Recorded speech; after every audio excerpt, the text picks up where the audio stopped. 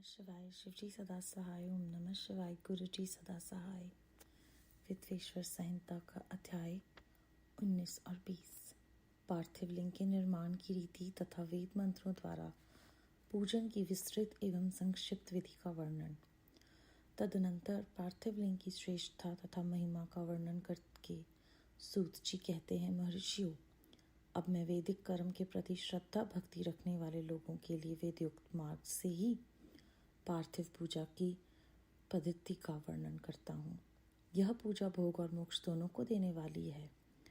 अहिंक सूत्रों में बताई हुई विधि के अनुसार विधि पूर्वक स्नान और संध्योपासना करके पहले ब्रह्मयज्ञ करें। तत्पश्चात देवताओं, ऋषियों, सनकादि मनुष्यों और पितरों का तर्पण करें।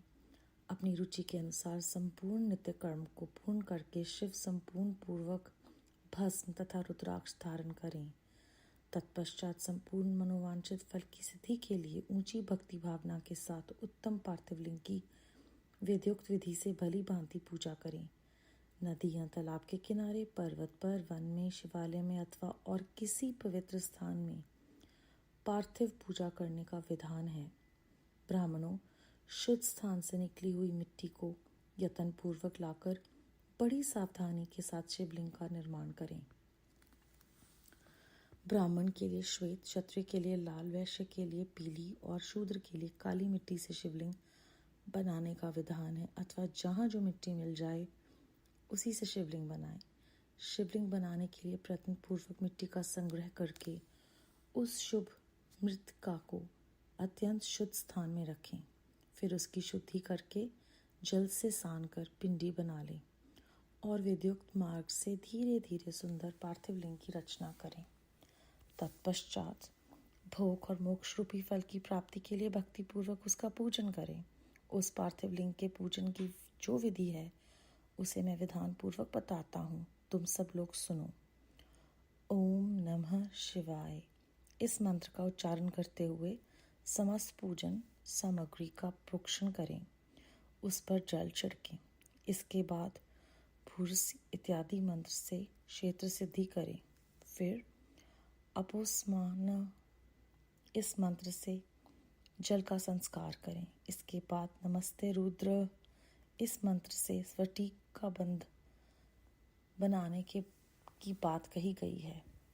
नमः शंभवाय इस मंत्र से क्षेत्र शुद्धि और पंचामृत का प्रोक्षण करें। तत्पश्चात शिव भक्त पुरुष नमः पूर्वक नीलग्रीवाय मंत्र से शिवलिंग की उत्तम प्रतिष्ठा करें। इसके बाद वैदिक रीति से पूजन कर्म करने वाला उपासक भक्ति पूर्वक एतते रुद्रावस इस मंत्र से रमणीय आसन दे। मानव महानतम इस मंत्र से आह्वान करें। याते रुद्र इस मंत्र से भगवान शिव को आसन पर समासीन करें। यामिश्वी इस मंत्र से शिव के अंगों का न्यास करें। अध्योवोचत इस मंत्र से प्रेम पूर्वक अध्वासन करें। असो यस्त्रामो इस मंत्र से शिवलिंग में इष्ट देवता शिव का न्यास करें। असो योस वस्प्रति इस मंत्र से उपसरण करें। इसके बाद नमस्तु नीलग्रीवाय इस मंत्र से इष्ट देव को पाद्य अर्पित करें। रुद्र गायत्री से अर्घ दें। त्रयंबक मंत्र से आचमन कराएं। पेय पृथ्व्य इस मंत्र से दुख स्नान कराएं। दधिक्रावणों इस मंत्र से धीस्थान कराएं। घृतपावा इस मंत्र से घृत स्नान कराएं। मधुवाता, मधुनत्य, मधुमननो इन 3 ऋचाओं से मधु स्नान और शर्करा स्नान कराएं। इन दुग्ध आदि 5 वस्तुओं को पंचामृत कहते हैं, अथवा पाद्य समर्पण के लिए कहे गए नमस्तु नीलग्रीवाय इत्यादि मंत्र द्वारा पंचामृत से स्नान कराएं। तदनंतर माँ नस्तों के इस मंत्र से प्रेम पूर्वक भगवान शिव को कटिबंध अर्पित करें।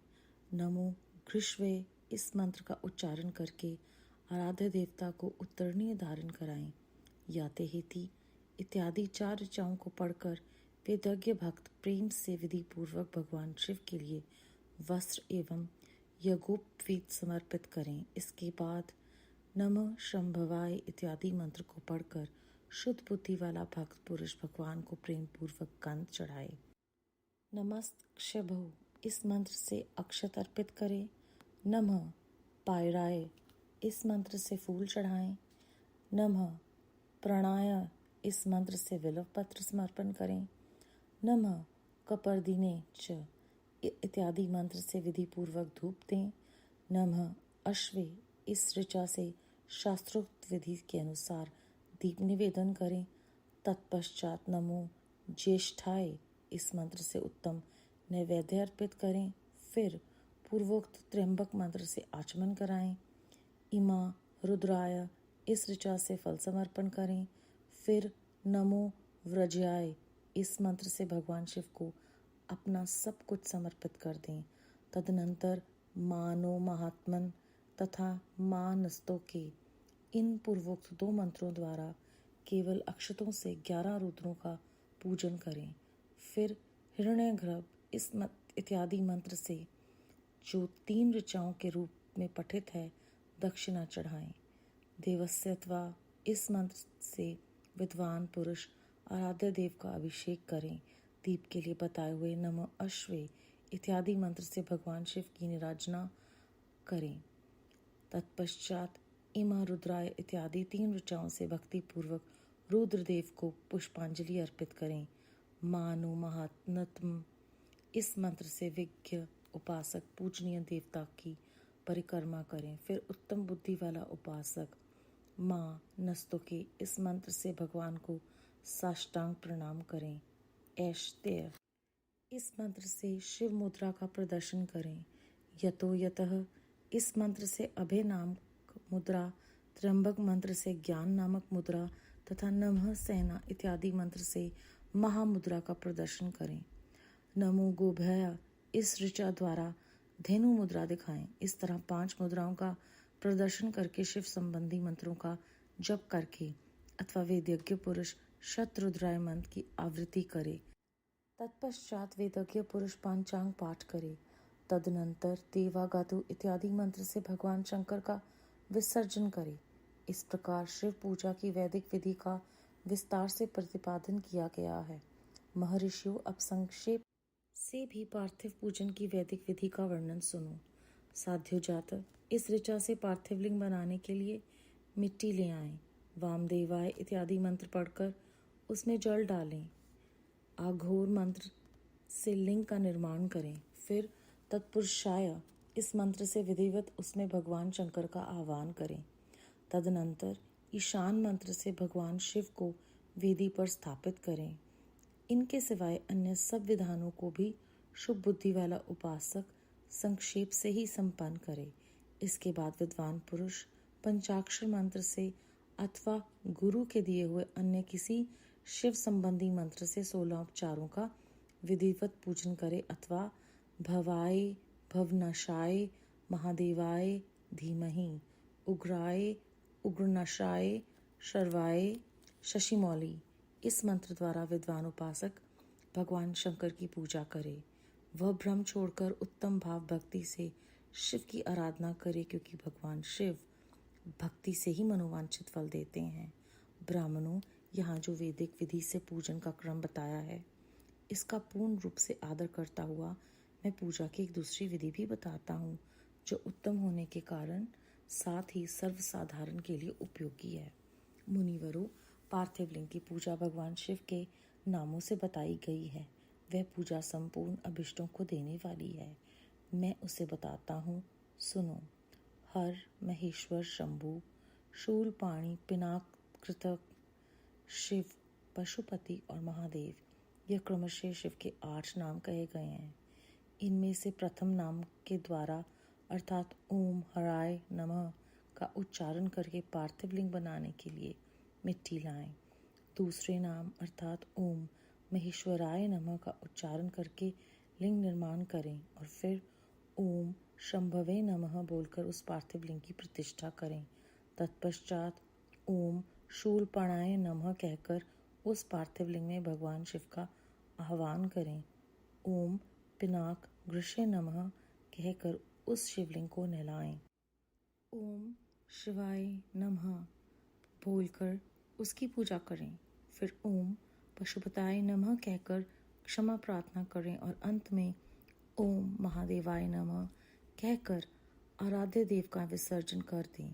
प्रत्येक नामों के आदि में ओंकार और अंत में चतुर्थी विभक्त के साथ नमः पद लगाकर बड़े आनंद और भक्तिभाव से पूजन संबंधी सारे कार्य करने चाहिए।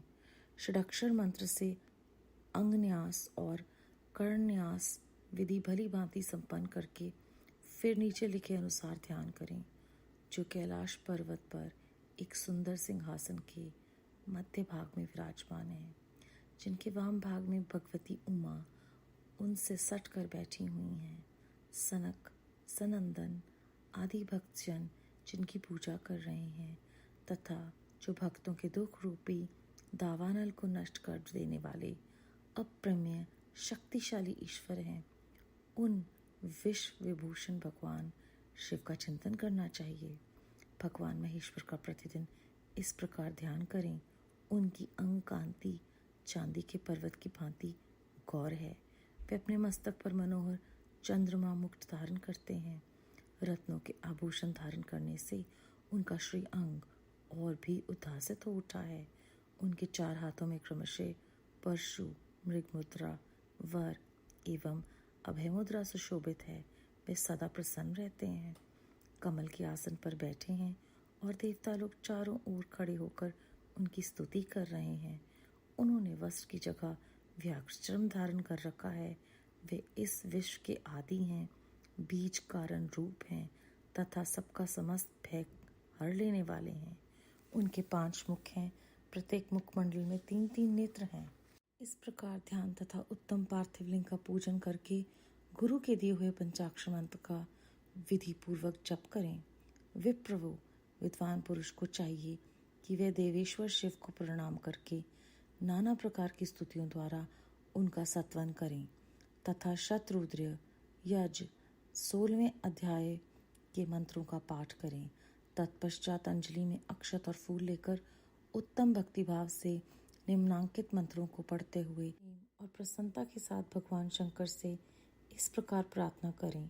सबको सुख देने वाले कृपा निधान भूतनाथ शिव, मैं आपका हूँ। आपके गुणों में ही मेरे प्राण बसते हैं, अथवा आपके गुण ही मेरे प्राण, मेरे जीवन सर्वस्व हैं। मेरा चित्त सदा आपके ही चिंतन में लगा हुआ है। ये जानकर मुझ पर प्रसन्न होइए। कृपा कीजिए शंकर, मैंने अनजान में अथवा जानबूझकर यदि कभी आपका जप और पूजन आदि किया हो तो आपकी कृपा से वह सफल हो जाए। गौरीनाथ, मैं आधुनिक युग का महान पापी हूँ, पतित हूँ और आप सदा ही परम महान पतित पावन हैं। इस बात का विचार करके आप जैसा चाहें वैसा करें। महादेव, सदाशिव, वेदों पुराणों नाना प्रकार के शास्त्रीय सिद्धांतों और विभिन्न महर्षियों ने भी अब तक आपको पूर्ण रूप से नहीं जाना, फिर मैं कैसे जान सकता हूँ? महेश्वर, मैं जैसा हूँ वैसा ही उसी रूप में संपूर्ण भाव से आपका हूँ, आपके आश्रित हूँ, इसीलिए आपसे रक्षा पाने के योग्य हूँ। परमेश्वर, आप मुझ पर प्रसन्न होइए। मुने इस प्रकार प्रार्थना करके हाथों में लिए हुए अक्षत और पुष्प को भगवान शिव के ऊपर चढ़ाकर उन शंभुदेव को भक्तिभाव से विधि पूर्वक साष्टांग प्रणाम करें। तदनंतर शुद्ध बुद्धि वाला उपासक शास्त्रोक्त विधि से इष्ट देव की परिक्रमा करे। फिर श्रद्धापूर्वक स्तुतियों द्वारा देवेश्वर शिव की स्तुति करें। इसके बाद गला बचाकर पवित्र एवं विनीत चित्त वाला साधक भगवान को प्रणाम करे। फिर आदर पूर्वक विज्ञप्ति करे और उसके बाद विसर्जन। मुनिवरों, इस प्रकार विधि पूर्वक पार्थिव पूजा बताई गई है। वे भोग और मोक्ष देने वाली तथा भगवान शिव के प्रति भक्ति भाव को बढ़ाने वाली है। अध्याय 19 और 20 समाप्त। संगत जी, इस अध्याय में हमने जाना कि पार्थिव लिंग को किस प्रकार वैदिक कर्म से, श्रद्धा से, वैदिक मार्ग से हम शिवलिंग की, पार्थिव लिंग की जो निर्माण विधि है वो जानते हैं। उसके बाद संक्षिप्त और विस्तृत दोनों तरह का उन्होंने हमें यहाँ पर ज्ञान दिया है कि जिस तरह से भी हमें सरल लगे, हम परमात्मा के लिए उनका नाम जप कर पार्थिव लिंग का निर्माण करें। पहले विस्तृत फिर संक्षेप की विधि के बाद उन्होंने सर्वसाधारण के लिए जो उपयोगी विधि है उसके बारे में हमें ज्ञान दिया है, और यहाँ पर उन्होंने हमें फिर पूरे विस्तार से बताया है कि हमें किस तरह से ध्यान करना है और अपने ध्यान में भगवान शिव का और भगवती उमा का दोनों का अपनी कल्पना में विस्तृत रूप से एक एक चीज़ को देखना है। जब हम ये करेंगे तो वो हमारे सामने होंगे, हमारे चित्त में होंगे।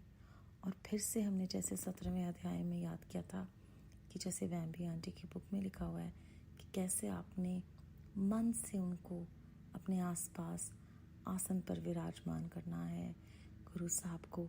उसी प्रकार यहाँ पर हमें शिव पुराण वापस यही याद दिलवा रही है कि हमें जो दुखों को नष्ट करने वाले शक्तिशाली ईश्वर हैं उनका ही चिंतन करना है।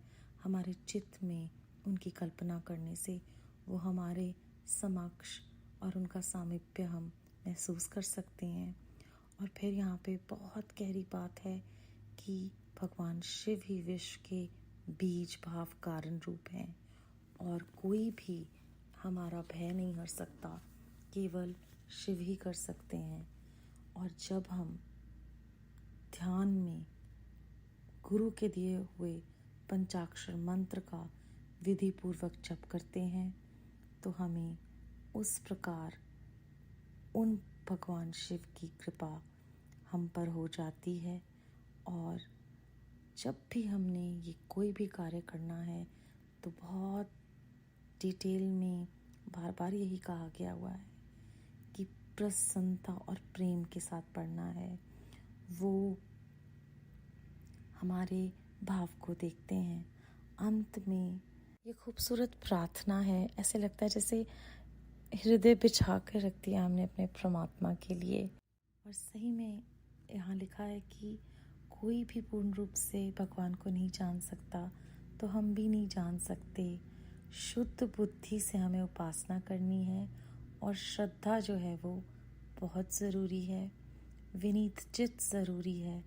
ये सब और भाव यही हमें भोग और मोक्ष देंगे। बेअंत शुक्राना गुरु जी महाराज, बेअंत शुक्राना। ओम नमः शिवाय। शिव जी सदा सहाय। ओम नमः शिवाय। गुरु जी सदा सहाय।